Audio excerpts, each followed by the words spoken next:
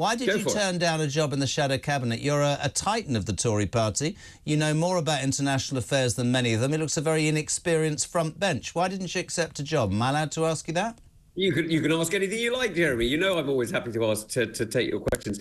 Look, very kindly, Kemi accepted when she asked me to if I do something. I said, look, I've got quite a lot of other things I want to focus on right now, and so I'm doing a few more other things outside. I'm doing some, using the opportunity to do some thinking, do some writing, and do the sort of things that you can't do if you've got to have collective responsibility. And frankly, having the opportunity to talk about finance, having the chance to talk about the law, there's all these other things that you want to talk about in Parliament that if you've got a job like, shadow whatever, you've got to focus on that. You can't talk about the other things. And you mean it gives you freedom to talk about the things that you want to talk about, is what you're trying to say to me, right?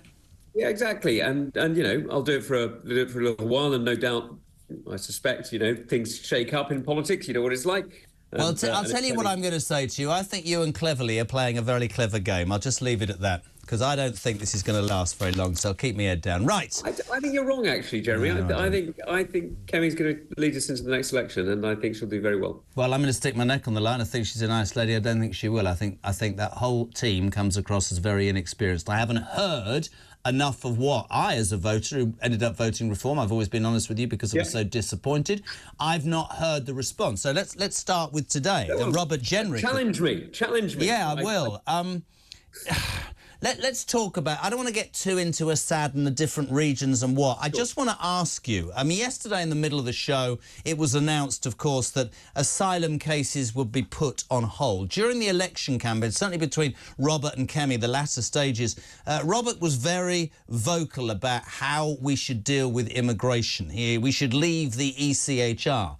Today, and you know about foreign affairs, Germany, for God's sake, are saying we might quit the ECHR to... I know, your hands are out. Germany are saying we'll quit the ECHR. Jeremy. I don't understand why the Tory leadership isn't jumping up and down and saying that is absolutely fundamentally what the British people want to hear. OK, Jeremy, I'm going to stop you for 1 second. This is literally what I was saying during my leadership run. I was saying we need to reform it. If we can't reform it, then we should think about leaving it. And everybody told me at the time, oh, no, you'll never get the reform. You'll never get the reform. Nobody else wants to do the same thing. I tell you what, the guy who you're talking about in Germany, Jens Spahn, he's a friend of mine. He's a very good friend of mine. And he used to be their health minister. He's now, I mean, if Merz wins, then what will he be? I don't know, but he'll be a senior minister in the German government. This is exactly what I was talking about. It's not just us. It's the French. It's the Dutch. It's the Germans. It's the Poles. We've all got the same problem with the ECHR. So my argument... reform it. If we can't get the reforms, OK, then we need to leave. That's what I've been saying. And finally, we've got a German on the record. They've been telling me this in private for the last 2 years, 3 years. They're finally putting it on the record. Right, this is exactly what we need to see, because let's be honest, Jeremy, there's a very good reason you voted Reform. I get it, right? I mean, I wish you hadn't, but I understand it. And the problem is we have lost control. Now, a lot of that's on us. I'm not going to lie to you. A lot of that's on us as the Conservative Party. Over 14 years, it didn't go in the right direction. Tony Blair set the tone. We didn't fix it. I get all that. I'm not looking to make bluff excuses. All true. Part of the problem is the ECHR. And if we're not willing to answer that board, get the reforms that mean we could do it, and then carry it through, then, it doesn't matter who's in charge. It doesn't matter if it's us, I think that's Labour or anybody. Well, I think it's really interesting. I mean, we can spend too long talking about the last 5 months, which have been horrendous, and I think it's very much shown. And I actually point the camera solidly at your government, because the British people were so hacked off with the Tories, they allowed in what I consider to be one of the most incompetent governors. I mean, talk about honeymoons. I mean, this is pure socialism, as I tried to warn under Purdah, which is difficult when you're doing this, right? I remember 1979. I don't actually care in the end if it's Nigel Farage or it's you or Kemi Ben. I don't care.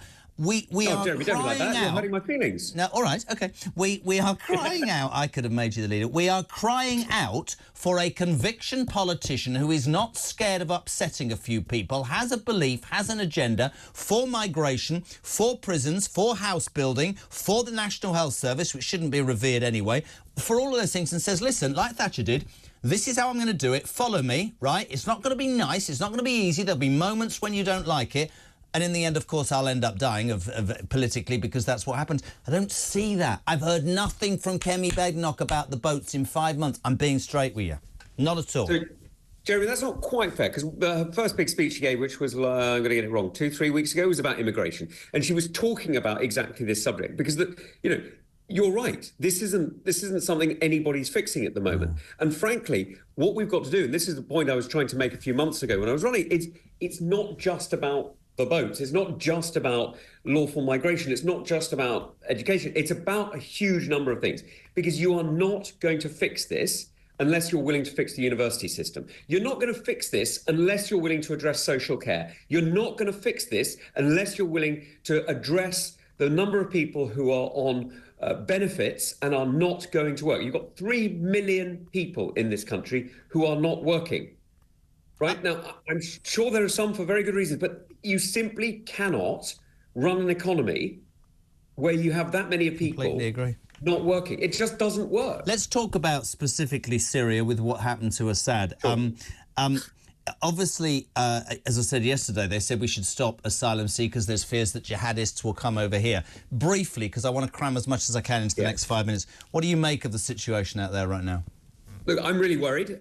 So first things, let's look at the upside, OK? I'm a positive guy. Assad is a brutal dictator. This is the biggest kick in the teeth for Putin and the Ayatollahs in Tehran that we've seen in, 10, 15 years. On that level, fantastic news. Let's just be a bit frank with British people, though. HTS, this organisation, Hayat Tahrir al-Sham, used to be affiliated to al-Qaeda. Now, for the last 5 years, they claim that they're not. They claim that, in fact, we know that they've been at war with al-Qaeda or different al-Qaeda groups in different ways, but they also claim that they, are open to Christians and, non-extremist Muslims and so on in the areas that they control. And that appears to have been true. I don't want to overstate that because they've also had some different issues. But in the areas that they've liberated, Aleppo, Homs, Hama and Damascus, churches have reopened, people are going about their daily business. So am I saying it's all bad? No. But this is a group that was affiliated to al-Qaeda. This is a group that is prescribed in the United Kingdom because it's affiliated to al-Qaeda. So let's not pretend that we're dancing with angels now. We're not. We're dancing with a group that may be on a different journey. But let's also remember they don't even control the whole of Syria. The Kurds control about half, well, in fact, a little bit less than half. They control the east.